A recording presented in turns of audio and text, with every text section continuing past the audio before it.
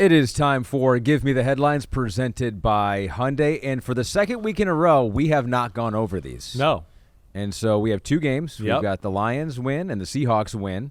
We'll start with my Detroit Lions. They beat the Arizona Cardinals. Tough game. Players were going down left and right. Yeah. 20-13 was the final score. Your headline for this one is? Well, I'm going to go with peanut butter and jelly. Okay, all right, good. I'm going to go with that. Peanut butter, jelly. Peanut butter jelly Don't you time. remember that Peanut song? butter Do you, jelly. remember No. that? You don't remember peanut? Like I remember singing it in preschool. Like it was like one of the first songs I ever learned in preschool. That I don't know. Okay, Do you know the one that I just sang? I have no idea. That's a current hit. Is it? To 10-year-olds. Yeah, peanut butter. Yeah, Pete knows it too. Oh, geez. Peanut butter jelly time. It's I actually don't know pretty that one. Good Okay, jingle. so Now I'll it's get schooled on that. stuck in my head. Are you talking about David Montgomery and Jahmyr Thank you. Gibbs? Exactly right. Now, The history but, they have now, there. but you have been someone who says bench David Montgomery. Yeah. But no, you have been a proponent of more Jahmyr Gibbs. Yes. But my counter to that is always like, if you're going to run the ball as much as the Lions want to run the ball, Right. you can't wear down either one of these guys. You Yeah. spread it around a little bit, and that worked. They today. had it going, and bottom line is they did what we were bothered by a little bit last week. It's like they listened to the pod. Or I something. mean, it's like, hey, come on. Well, they're smart football players. Yeah. They're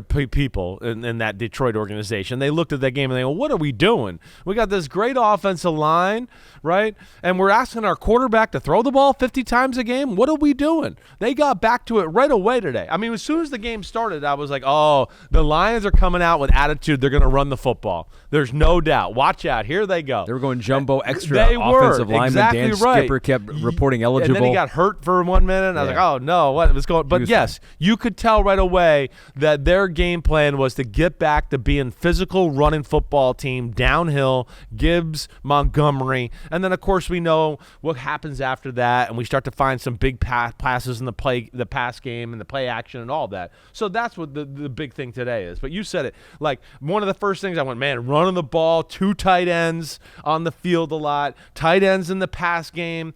Kyler made some unreal plays. He did some highlight things early on and all that. But the Lions for today was the best it had looked this year. I mean, they did whatever they wanted, really, in the first half of the football game. Second half, it got a little tougher for them. It was definitely like I was waiting did. for them I don't to know if ice they took game. the brakes off a little. I mean, the gas pedal off. They weren't converting the third downs. That It was was just the like they problem. couldn't get over the hump there until the very end of the game when they had a couple of nice plays and Goff made the throw, or did he run to close it out? ran to throw it out to close it out. He closed Yeah. it out. He Yeah. ran. Yeah. All right, So good. the Cardinals had a chance, but I don't want to make the same mistake we made with the Giants. The Lions' defense looked fast and good in this game. Right. It was like they had a bunch of ballers. Brian Branch, he had to leave the game. It looked like he might have had a concussion or even got knocked out at the end. That was kind of scary. But secondary was playing well. Carlton Davis on a crucial 4th and 1 when Kyler tried to get outside was able to chase him down and stop him just short on a review. And then, of course, you have Aiden Hutchinson. The defense looks much improved from what it was last year. The defense is – I have no worries about the defense right now. The first 3 weeks, I was never worried about the defense. It was just like, man, what's up with the offense? Why do they look the same? What's going on? You know, why aren't they making as many explosive plays? So that's the big thing. I do think 3 games in, offensive line now, you get a few games under your belt. Again, without preseason, not playing, there is that added aspect, let alone the coaches are on you and all that. They're watching the film too, going, wait, we can't keep playing like this. So that changed, but I have no complaints about what I've seen from the defense. They're well coached, they're creative, they've been good in all 3 games. They gave the Bucs a tough time last week. They just made a few plays, but I think your Lions outgained them by a significant margin last week as well. So loved all of that. I do. And I still think, this is one of the best teams in the game. And if they continue to run like that, that's just where it just becomes scary because Ben Johnson's going to be able to dial up whatever. And you guys are gutsy. I mean, the hook and ladder touchdown. Oh, I love that. That is the coolest play of the year so far. So, and a new way of doing the hook and ladder. It was almost a slant ladder. It was an under ladder. Yeah. It was the under ladder. Well, you don't go under ladders. That's bad luck. Not in Arizona apparently.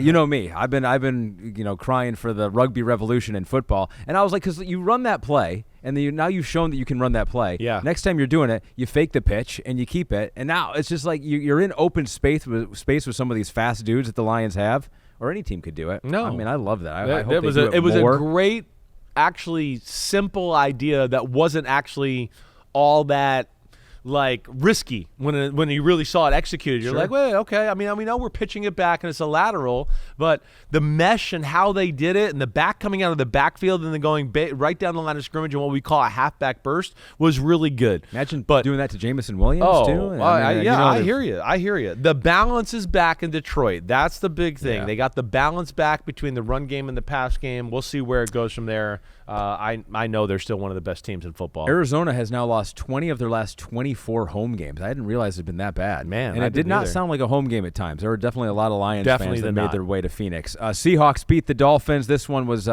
sad, kind of in the Mike and McDaniel game. It was 24-3.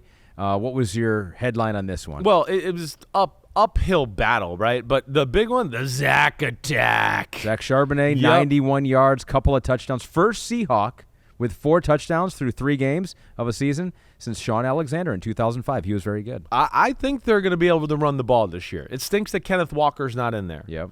They came out on fire. They went on a lull of like, where'd they go? It's kind of like they got out ahead and they were like, wait, they don't have Tua. They're not moving the ball. We're going to win this no matter what. They let the Dolphins hang around a little longer than they should. They had to make a stop down inside the 10-yard line where the Dolphins went for it on 4th down. You're going, wait, are the Dolphins going to score here and make this 17-10? I mean, they look like they've had no chance.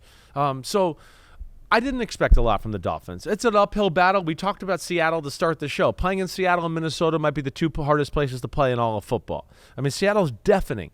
So that's never easy. And then you go in without your starting quarterback who, yes, even though I know I talk about some of Tua's flaws, he's still the man in this offense and is orchestrated and built around him and his skill set. So to think that they're just going to, we're going to throw Skylar Thompson or Tim Boyle and look exactly the same, no.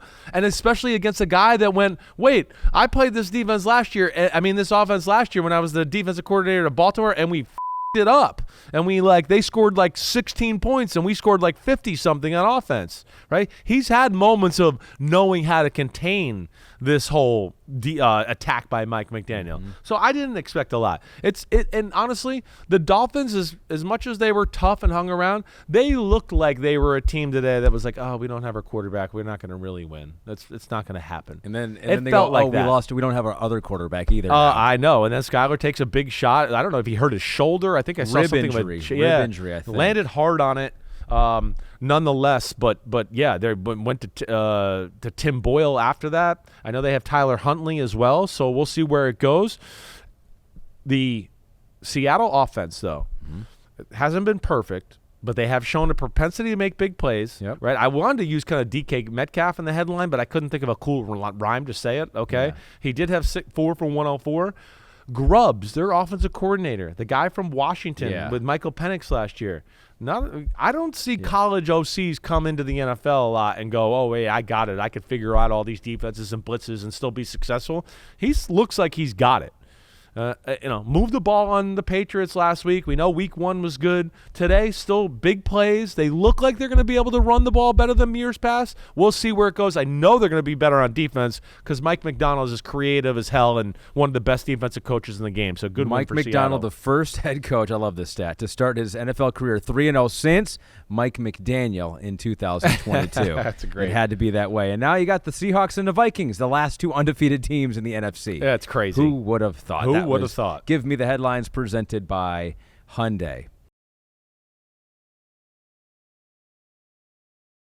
Yo, homies, thanks for watching. Yeah, it's time. The NFL season is here on Chris Simms Unbuttoned. You can hit subscribe to get all the weekly picks, plus our Sunday recaps as the games are happening. Oh, you know it. Nobody does that better than us. Thanks again for watching. Remember to subscribe. Peace out. We'll see you next time on Unbuttoned.